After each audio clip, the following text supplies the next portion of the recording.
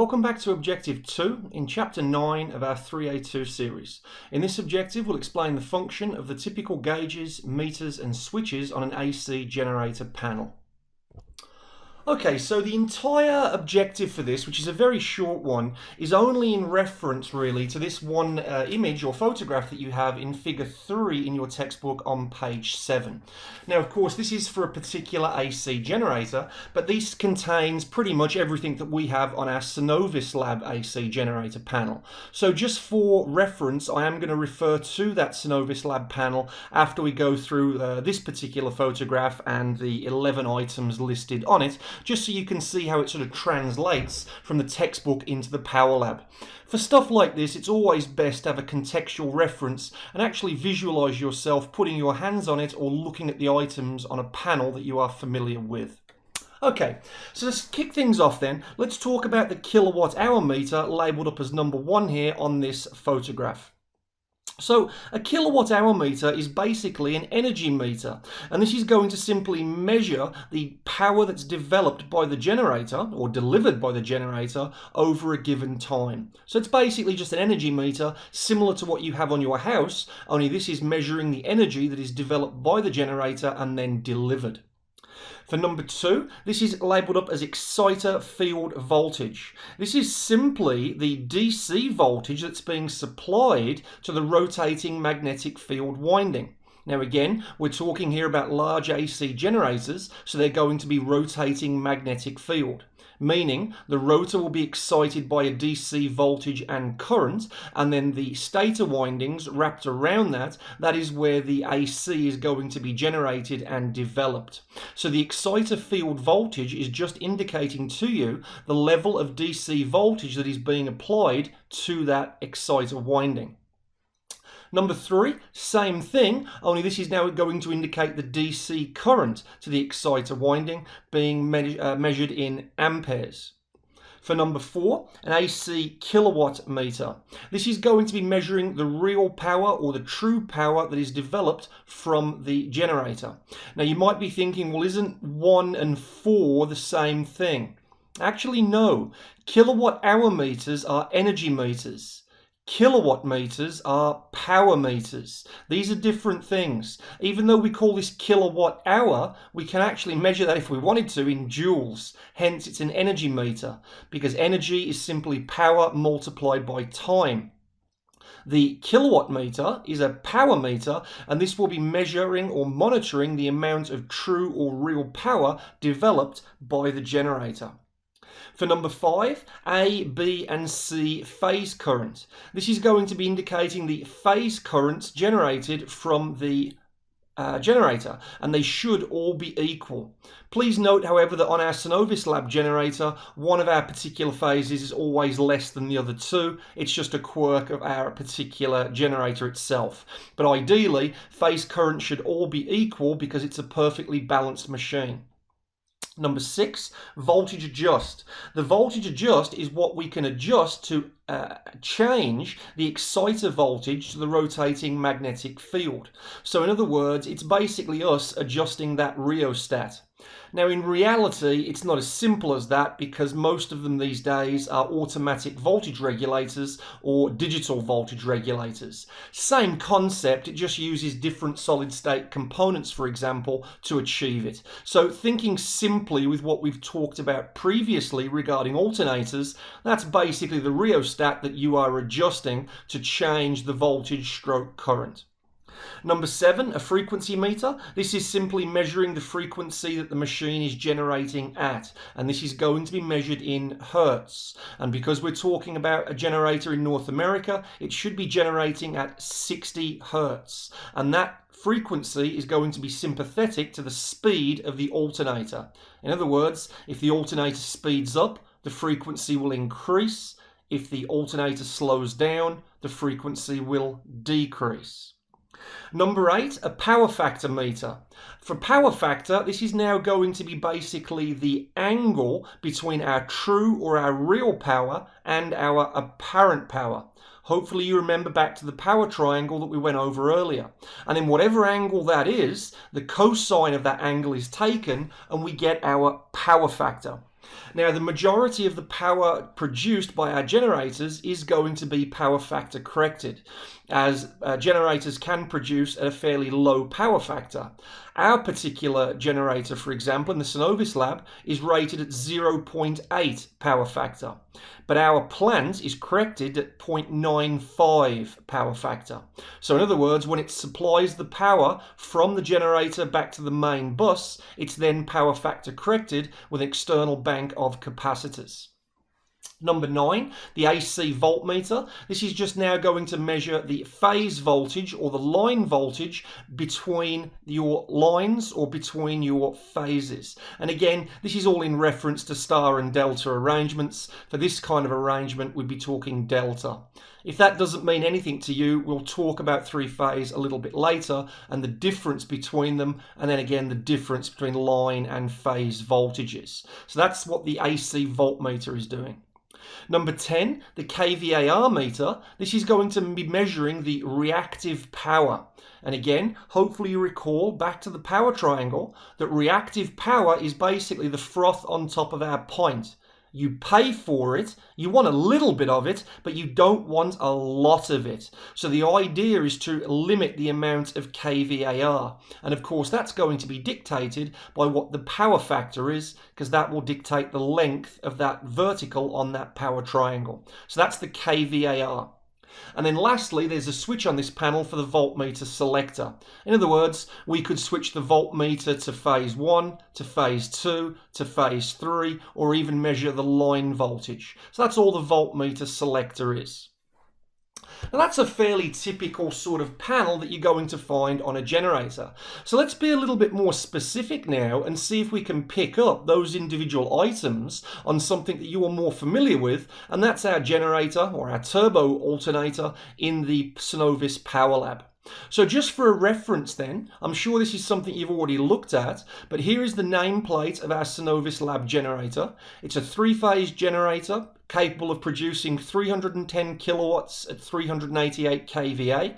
That again assumes it can go full tilt, which we'll never get there.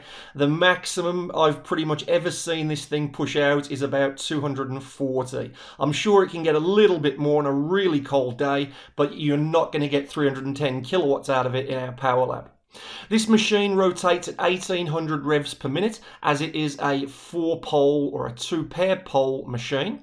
The frequency it's generating at is 60 Hertz. As I mentioned previously, this is at 0.8 power factor, and it produces 3-phase at 600 volts and a line current of 373 amperes. So there's just the reference numbers, if you like, for our particular machine. Okay, so here is the top half of our Synovis Lab panel, and a lot of these things here you can start picking up from our list in your textbook. So first of all, on the left there, we've got our 3-phase bus voltage, and on the right, our 3-phase generator voltage. So these are simply voltmeters, but because we are synchronizing our generator to the college's electrical supply, and one of those requirements is that the voltage must match, we need to know what it is on the bus and also what it is from our generator. So again, they should be matching. Now at the moment you can see that the bus voltage is around about 625 volts looking at that dial there. So when we synchronize the generator, it must be matching that voltage. At the bottom of this photograph, we have our frequency meters. So the frequency meters, once again, are going to be for the bus. You can see it's sitting at 60. And then for the generator, we would have to match that at 60 before we synchronize. In the center, we have our synchroscope that we've talked about previously. And when we go to synchronize our machine, we want that dial spinning nice and slowly or steadily to the clockwise direction. And then when it gets to about the 11 o'clock position, or in line with the W in the word slow, we can go ahead and close the circuit breaker, which will then pull it into sync. At the top of the panel, we have our indicator lights. Green being in safe condition, circuit breaker open, and then the right-hand indicator would be red when the circuit breaker is closed. Now please be aware of those colours regarding electrical and process. In process plants, green means go, running, and red means stop, not running. When talking about electrical power or in electrical power plants, such as big thermal power stations, green means safe, not going, and red means danger, energized. So please be aware of those colors, as that can be easily tripped up if you're only ever used to working in a process plant. Okay, at the bottom of our lab panel, we have some switches. We have our synchronizing mode switch on the left, because we can select whether we synchronize manually using our synchroscope, or we select automatically, and then the computer programming takes over and does it all for us once we enable synchronizing mode from the HMI, or the human machine interface touchscreen. Once you've finished synchronizing, no matter how you're doing it, make sure you turn it back to the off position so we don't burn out the motor behind our synchroscope. Moving to the right, we have our voltage adjust. This is basically the rheostat, if you like, that we are adjusting to affect the DC exciter voltage. And you can see here, we can either lower it or raise it. And this will be a spring-loaded switch, so it can't be left in one of the lower or raised positions. The next is the frequency adjust.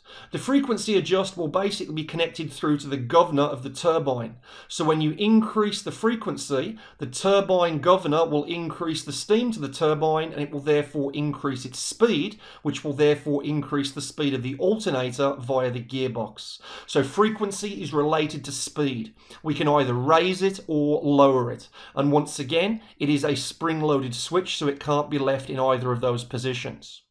Once we achieve our synchronizing requirements, that is a matched voltage, a matched frequency, phase sequence, and in phase, we can then go ahead and close the circuit breaker with the switch on the far right hand side.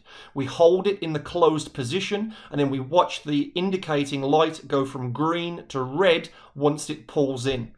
If it doesn't pull in and your synchroscope needle passes the 12 o'clock position, let it go and now try and catch it on the next time around. You're more than likely got the synchroscope spinning too quickly, and there's a relay holding you out, preventing you from pulling it in. Okay, another display that we have on our Synovis Lab panel is this LED display down towards the bottom, and we can see here some duplication of what we have on the analog gauges at the top. On this particular display, we have B and G indicated on our LED display, or LCD display, and this is B for the bus, i.e. what the college is being supplied with, and G for the generator, what we would currently be generating at. And again, the voltages must match and the frequencies must match, which you can see on the right hand side. We also have another version of a synchroscope here on this little display panel, and it's just a series of LED lights here at the bottom. The LED lights will either move left to right or right to left, depending upon whether it would be clockwise or anti-clockwise rotation on the analog synchroscope. The point of synchronization here would be in the center where these two black arrows are. Now generally it's personal preference, but I find it far easier to refer to the analog synchroscope when synchronizing manually. But again, you can try it both ways. I just find the analog meter a little bit more intuitive, and you probably will too when you get around to doing this in the lab. Okay, we also have another digital display, or another LCD display on our panel, and this is basically cycling through all of our various meters using the down and right arrow selectors here at the bottom. And moving down the right hand side here, or the top right hand side of this meter, you can see all the various things that we can cycle through and monitor. And students don't often use this, and it's a shame because you should. You should be aware of the values that your alternator is producing at. So you can see, for example, we can read phase voltages for A, B, and C phases. We can read line voltage. We can read the phase current. We can read power, reactive power, power factor, apparent power. We can read watt hours, reactive volt ampere hours, and also volt ampere hours as well. So lots and lots of things we can read here to get values as we move through the various readings of our particular alternator. So it's a fantastic little display, this, and I do encourage you to check this out and cycle through these various displays when the unit is operational and online. Okay, so that's it for the end of Objective 2. A fairly quick and easy one there, just being able to state what each one of those dials or indicators or switches does. Keep a contextual reference for this. Think of that Synovus Lab panel, and this objective should be a breeze once you've put your hands on this equipment in the Synovus Lab.